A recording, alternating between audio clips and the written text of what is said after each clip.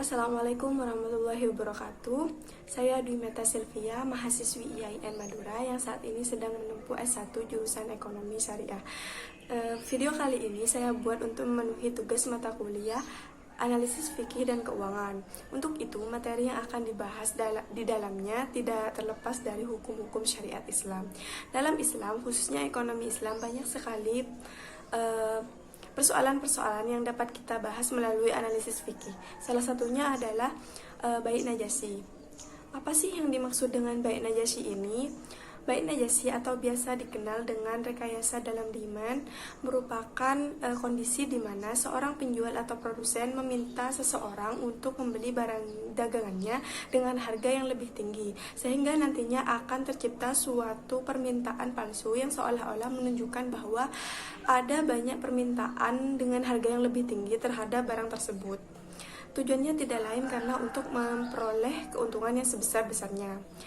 Ada beberapa ketentuan hukum mengenai bait najasi, yaitu yang pertama, apabila dilakukan oleh keduanya, baik itu penjual dan calo atau orang suruhannya, maka keduanya akan mendapatkan dosa. Dan ketika saat itu pembeli mempunyai bukti atas kecurangan keduanya, maka pembeli dapat menuntut hak khiyar. Kemudian yang kedua, apabila praktik najasi ini hanya dilakukan oleh calo saja, maka dosanya hanya akan ditanggung oleh orang yang melakukan praktik tersebut, yaitu si calo ini. Kemudian yang ketiga, dosanya akan ditanggung sendiri oleh si penjual apabila ada seseorang yang mengatakan bahwa dirinya telah membeli barang tersebut dengan harga yang lebih tinggi dari harga normalnya. Kemudian terkait dengan praktik bait najasi ini, bagaimana hukumnya? Apakah diperbolehkan atau diharamkan? Ada beberapa hadis yang membahas persoalan mengenai bait najasi ini.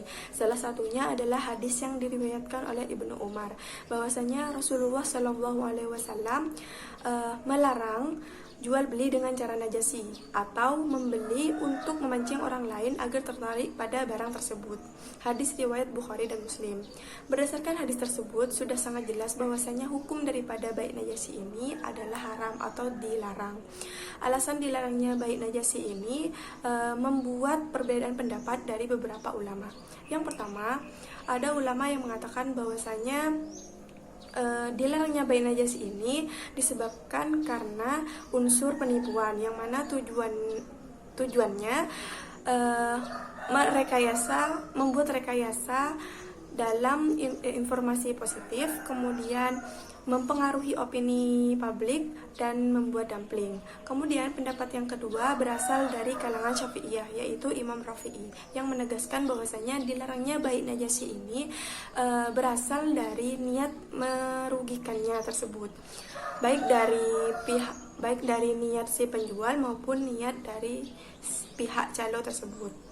Dan orang yang melakukan praktik najasi ini akan dihukumi sebagai asin atau orang yang berbuat maksiat sebab kebohongannya. Jika di dalam hadis sudah dijelaskan mengenai keharaman bait najasi ini, kemudian bagaimana ketentuan hukum bait najasi jika dilihat dalam fatwa DSN MUI? Berdasarkan fatwa DSN MUI, bait najasi ini dijelaskan dalam 3 bagian. Yang pertama, dalam fatwa DSN tentang pasar modal, di mana dalam fatwa pasar modal ini tidak diperbolehkan adanya bait najasi karena merupakan perilaku yang zalim yang berupa penawaran palsu.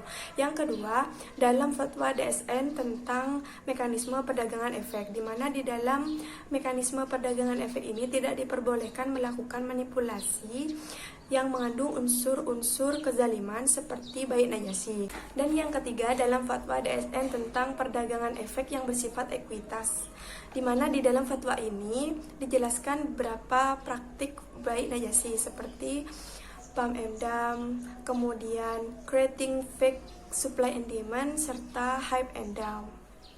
Di dalam dunia kontemporer seperti sekarang ini, tidak sedikit yang melakukan praktik bait najasi. Misalnya dalam hal promosi suatu produk.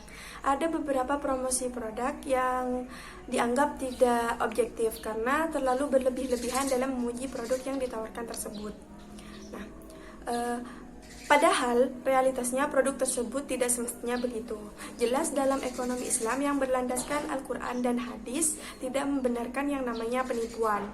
Sedangkan bayi najasi termasuk dalam penipuan. Oleh karena itu, bagi para pedagang harus bisa membedakan yang mana termasuk baik najasi dan mana yang bukan. Alangkah baiknya bagi para pedagang muslim senantiasa mencontoh cara berniaga Rasulullah SAW yang sudah terjamin kehalalannya karena beliau memiliki sifat yang jujur. Sekian presentasi dari saya, kurang dan lebihnya mohon maaf. Wassalamualaikum warahmatullahi wabarakatuh.